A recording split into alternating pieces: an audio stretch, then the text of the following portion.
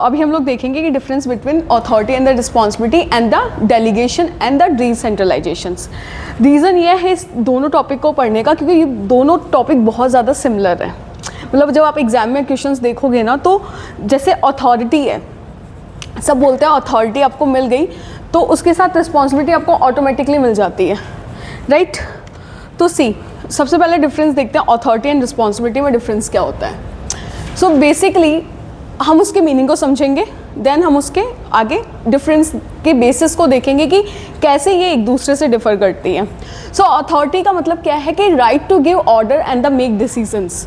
For example आप किसी organisation में हो, ठीक है, वहाँ पे आप यदि क्या काम कर रहे हो कि आप अपने अंडर जो आपके एम्प्लॉयज़ हैं आप उन्हें डायरेक्शन दे रहे हो, आप उन्हें बता रहे हो कि आपको काम कैसे करना चाहिए, तो आपके पास उस चीज़ की अथॉरिटी है, आप उस पावर में हो कि आप दूसरे को डायरेक्ट कर पाओ।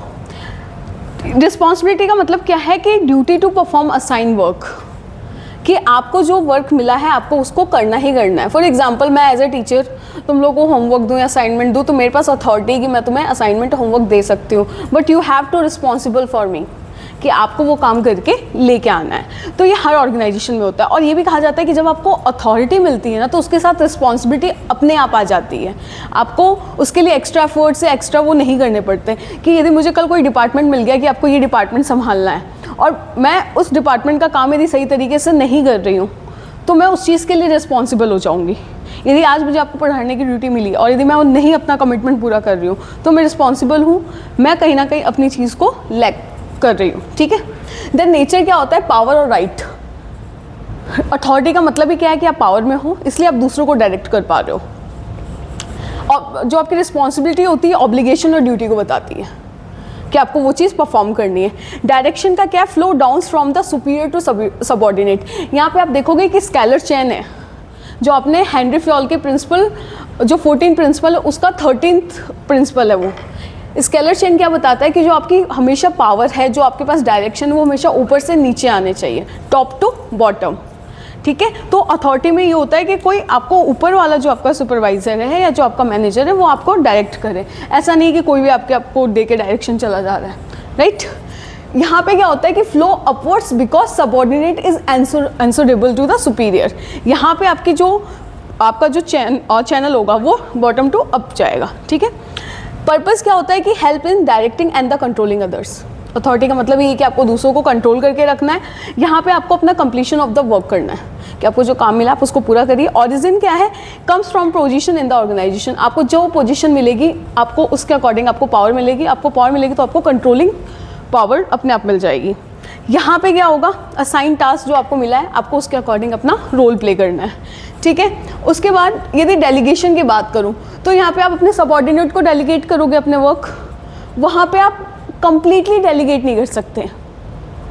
यहाँ पे फॉर एग्जांपल मुझे कोई काम मिला, मुझे ऐसा मिला कि ठीक है मुझे क्लास मैनेज करनी है और ऐसा है कि मुझे 5 मिनट में बाहर भी जाना, कुछ अदर वर्क भी देखना है, तो मैं किसी क्लास के जो क्लास मॉनिटर या जो भी आप बोलते हो उससे मैं खड़ा करके 10 मिनट के लिए उसको हैंड ओवर कर सकती हूँ कि ठीक है तुम ये संभाल लो। बट यहाँ पे ये चीज़ आप रिस्पॉन्सिबिलिटी के अंदर किसी और को देख के काम, जैसे मैंने तुम्हें होमवर्क दिया या मैंने तुम्हें कोई असाइनमेंट दिया, अब ये काम तुम किसी और से ही करवा रहे हो तो वो चीज़ सही नहीं है, वो एथिकल नहीं है, ठीक है।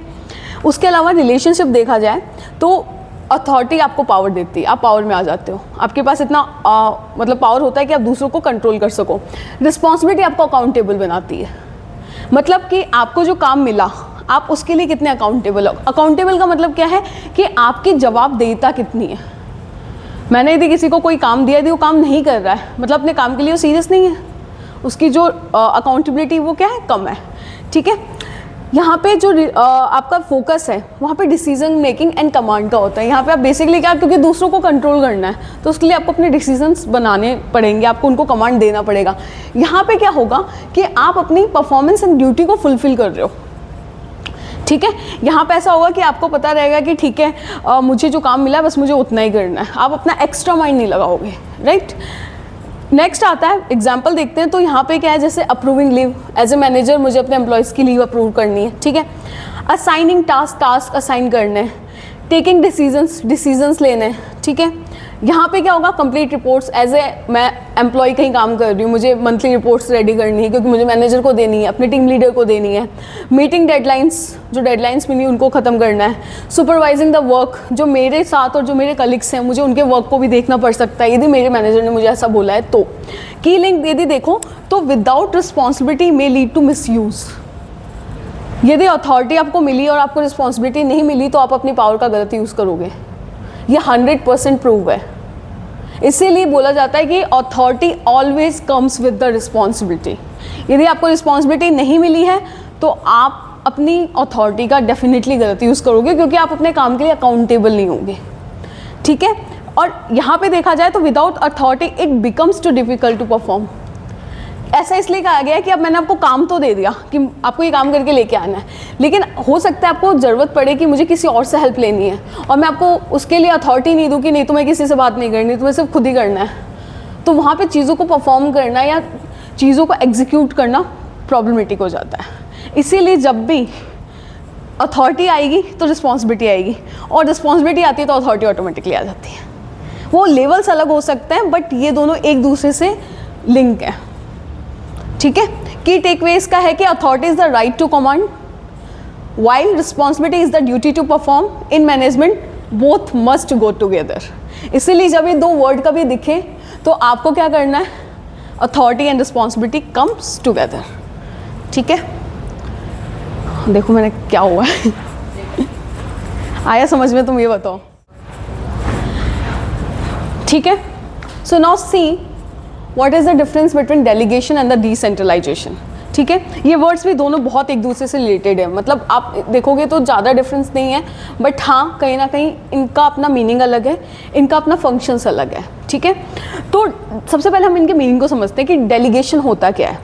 देखो डेलीगेशन क्या होता है कि असाइनमेंट ऑफ द अथॉरिटी, आप पावर किसी को डेलीगेट कर रहे हो, ठीक है, आप पावर किसी को दे रहे हो, and responsibility by supervisor to the subordinate. For example आप किसी कंपनी के अंदर काम कर रहे हैं, राइट, आपको आपके मैनेजर बोलते हैं कि आपको 10 लोगों की टीम संभालनी है। On that situation you are a team leader. तो यहाँ पे आपके मैनेजर ने क्या किया, आपको अथॉरिटी डेलीगेट कर दी एज ए टीम लीडर कि आपके अंदर 10 लोग काम करेंगे और आपको क्या करना है, उन 10 लोगों को कंट्रोल करना है, उनको आपको मतलब उनसे काम करवाना है। तो यहाँ पे डेलीगेशन के अंदर क्या होता है कि आपको पावर ट्रांसफ़र हो जाती है मैनेजर से टीम लीडर से एम्प्लॉइज़। तो अब आप उन 10 लोगों को कंट्रोल करोगे, ना कि आपका मैनेजर, ठीक है। तो सिंपल है कि असाइनमेंट ऑफ अथॉरिटी, यदि कोई आपसे पूछे कि डेलीगेशन होता क्या है तो आप उनको सिंपल एक टर्म में बताएं, डेलीगेशन ऑफ अथॉरिटी, मतलब सॉरी असाइनमेंट ऑफ अथॉरिटी, ठीक है। यहाँ पे देखें तो systematic distribution of the decision making power at the different level of organisation. Difference क्या है, अथॉरिटी दोनों जगह डेलीगेट हो रही है, ठीक है।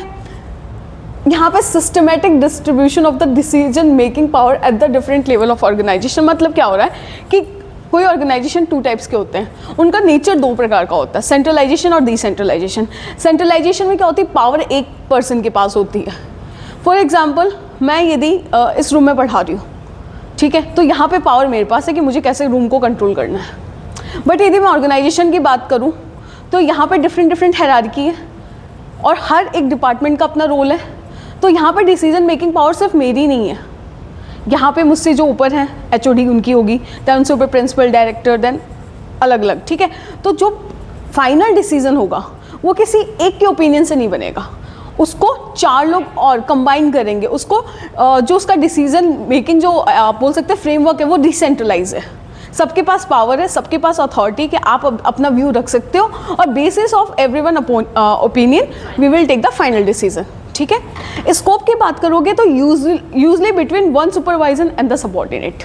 यहाँ पे क्या हो रहा है कि एक 1-to-1 मतलब आप बोल सकते हो लीनियर रिलेशनशिप देख सकते हो यहाँ पे कि सुपरवाइजर से सबऑर्डिनेट, सबऑर्डिनेट से सुपरवाइजर। यहाँ पे आप ओवरऑल ऑर्गेनाइजेशन पे बात करते हो, ठीक है, मतलब इसका स्कोप बड़ा हो गया एज कम्पेयर टू डिसेंट्रल डेलीगेशन। यहाँ पे नेचर है कि मैनेजरल टेक्निक है, ये मैनेजमेंट में फॉलो की जाती है। वहाँ पे क्या है, ये मैनेजमेंट की फ़िलासफ़ी है, ठीक है, जहाँ पे ऑर्गेनाइजेशन पॉलिसी उसके अकॉर्डिंग वर्क करती है। कि आप देखोगे डिफरेंट ऑर्गेनाइजेशन की अपनी डिफरेंट पॉलिसीज़ होती हैं। तो आपने बहुत सुना भी होगा कि कुछ ऑर्गेनाइजेशन बहुत लिबरल होते हैं उनका वर्क स्ट्रक्चर इस तरीके से होता है। कुछ लोगों का मतलब आप देखोगे कि कुछ लोग बोलते हैं कि यार वो ऑर्गेनाइजेशन बहुत रिजिड है, बहुत सेट ऑफ कल्चर उनका, मतलब बोल सकते हो ना कि ट्रेडिशनल है, या फिर जो भी आप सुनते हो।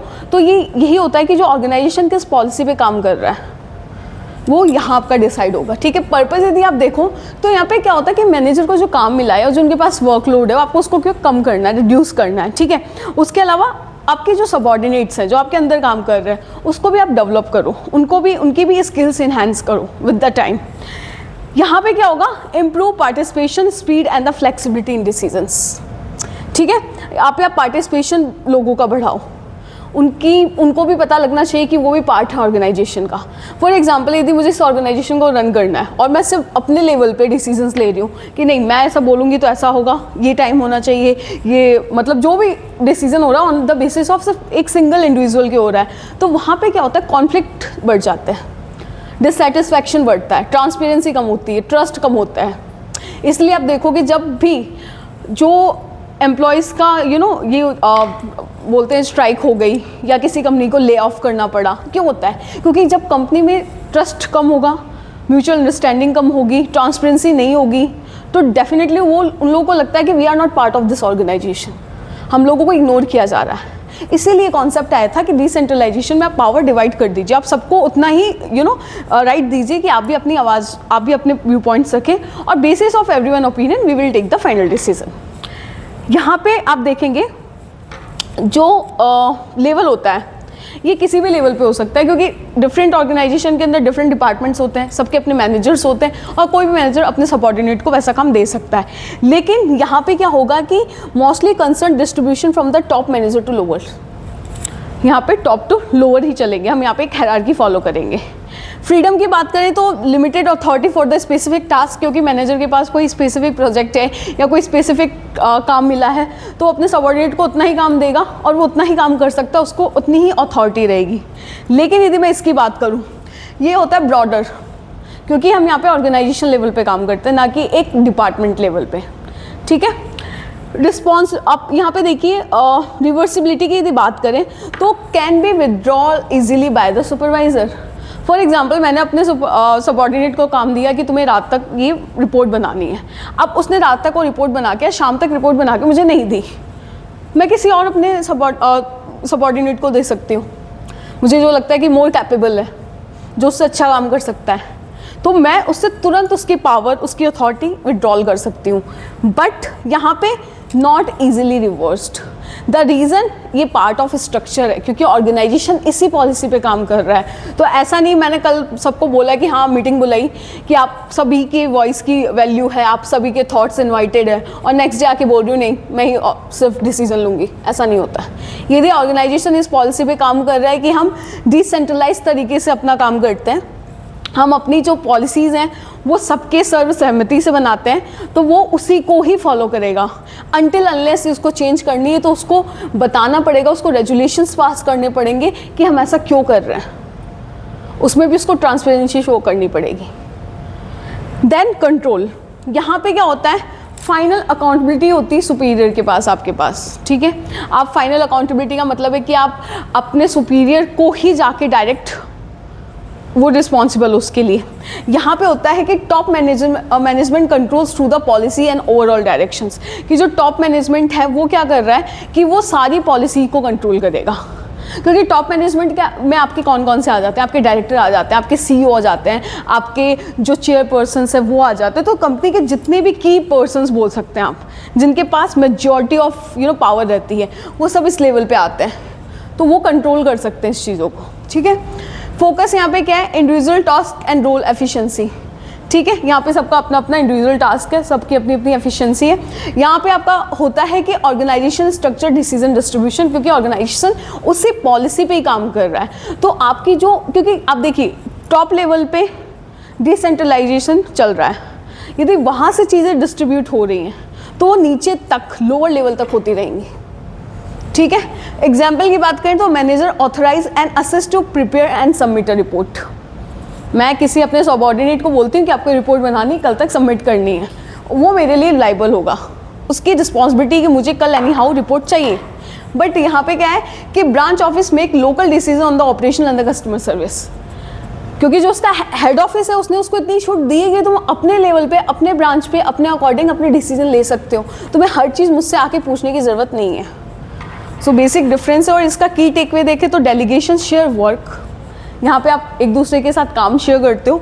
Authority for specific task, while decentralisation spread decision making power across the organisation. So basic की डिफरेंस यही है। I hope you understand.